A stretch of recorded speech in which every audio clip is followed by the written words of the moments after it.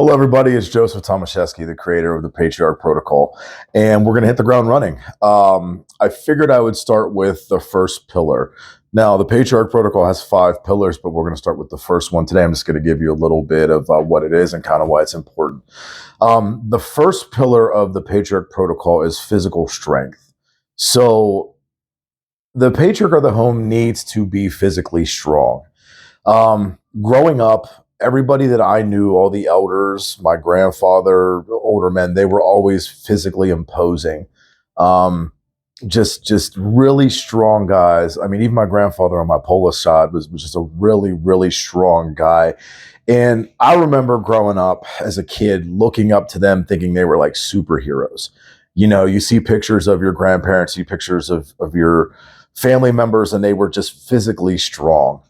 Um, Being physically strong has a lot of advantages and it kind of acts as a deterrent. So, a couple of years back, I saw this interview with this gentleman who, and I'll try to keep this PC, who hurt kids.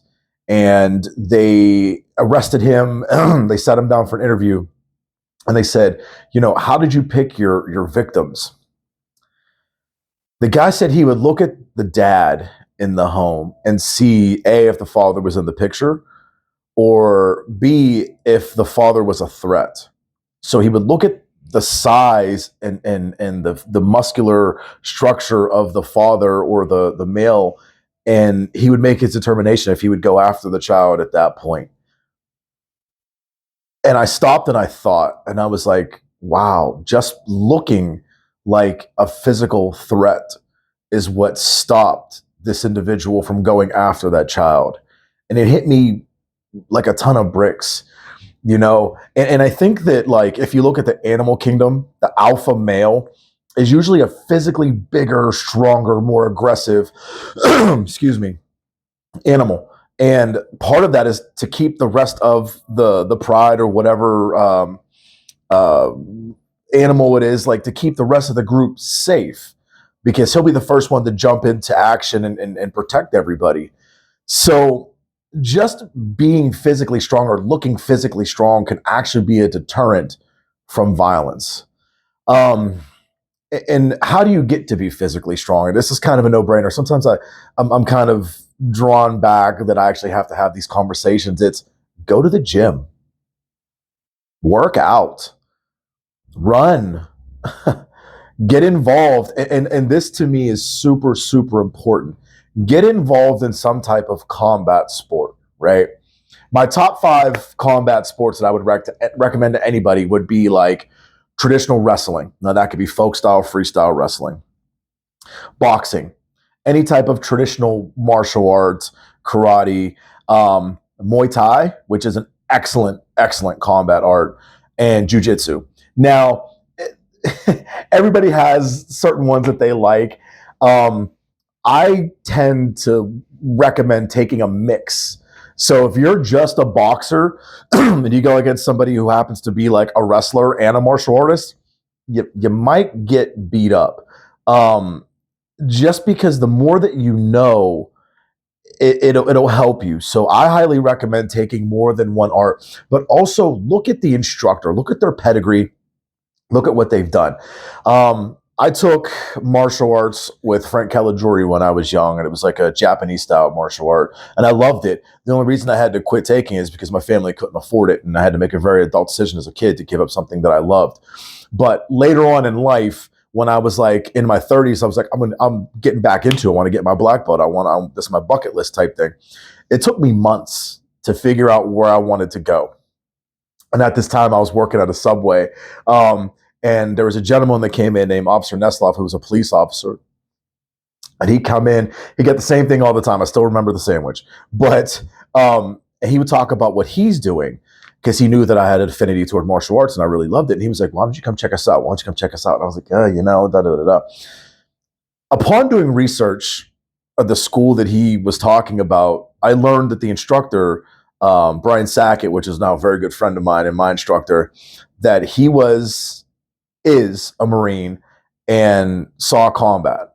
So this wasn't a guy who went to the military and, was an engineer or went to the military and cooked food, right? And that I'm not demeaning or disrespecting anybody's class in the military. I have friends and family who are in the military, and I highly, highly respect everybody that's in the military. You guys give up your time to keep us safe, and I really appreciate that. The point I'm trying to make is, if I want to take combat from somebody to teach me how to protect myself, you need to protect it. You need to be able to fight, So reluctantly, I signed up for the class and I immediately fell in love. And studying and training with somebody who has seen combat and is a father himself meant a tremendous amount to me. In the beginning, when I first started there, there's another gentleman named John that we all three of us were going through difficult times. And it helped out a lot because we got a lot of aggression out when we would spar and when we would take class. It was some of the best years of my life because it was rooted in actual physical combat, and it pushed me to the point that I didn't think I was going to be able to make it, but I did. The point I'm trying to make with all of this is, I went to a school with a reputation, and an instructor who was decorated, who won world championships, who was a grand champion, and served the United States with his military service. So to circle back to what I'm saying is, the more you understand, the more you know about self-defense, the better you can be. Now, self-defense isn't about fighting, right? I don't believe in fighting. Fighting means that you and I are going to trade blows back and forth. I don't believe in that. I believe in self-defense. And self-defense means I'm going to end the altercation as quickly as possible and as effective as possible with not taking damage or mitigating the damage that I'm going to be taking.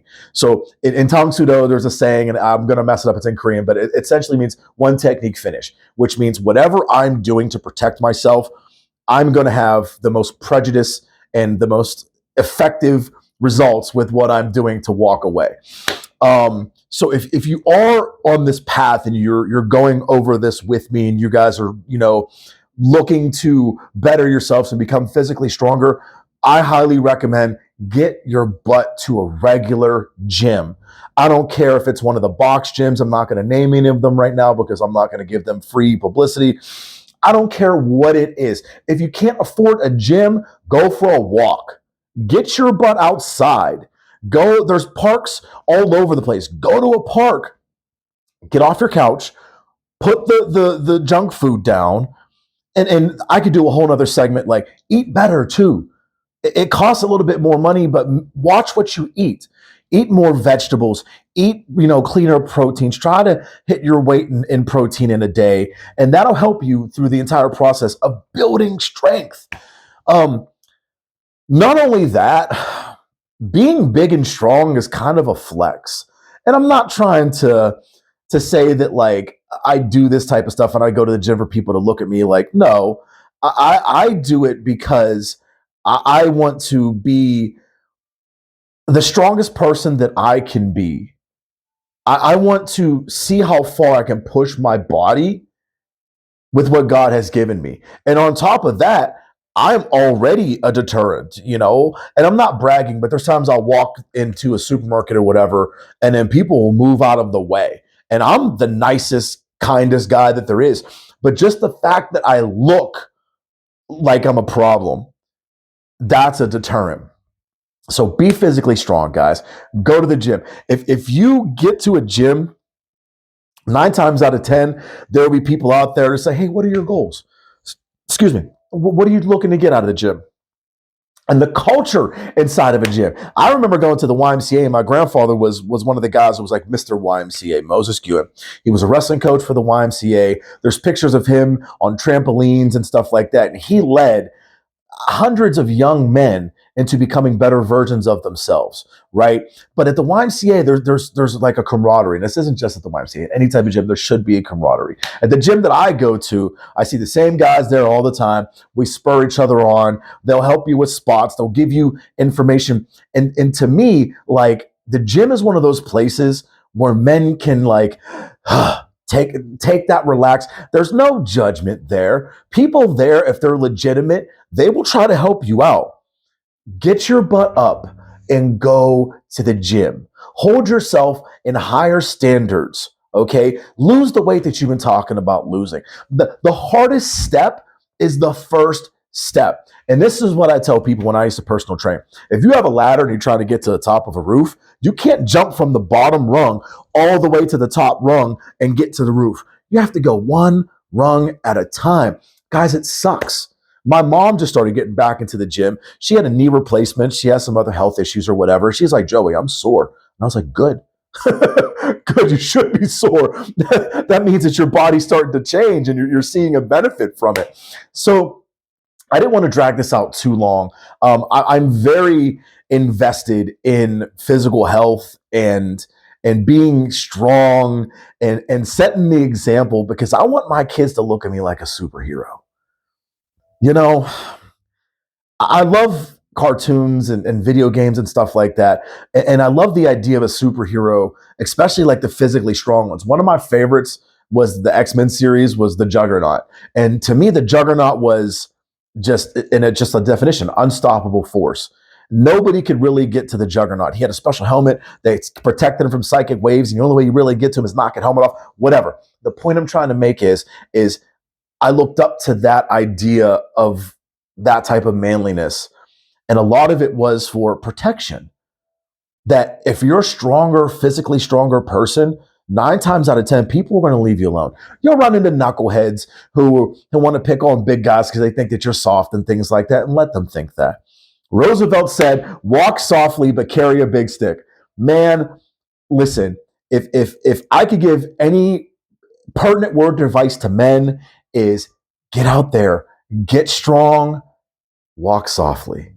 There's no need for you to be a jerk. There's no need for you to prove how tough you are on a daily basis. All these guys out here, rada back and forth, trying to fist fight people. That's stupid. It's stupid. People carry guns nowadays, guys. A traffic stop to where you're trying to act tough could get you killed. Okay? Go to the gym. You'll feel better about yourself and then start from there. As we continue on through the first pillar, I'm going to break down some of the martial arts, why I think that they're effective. We're going to go into specific, dietary changes you can make and even specific exercises. I might do some videos, bring some people in from local community and shoot some videos so we can actually start involving people because community is a big part of what I'm doing as well.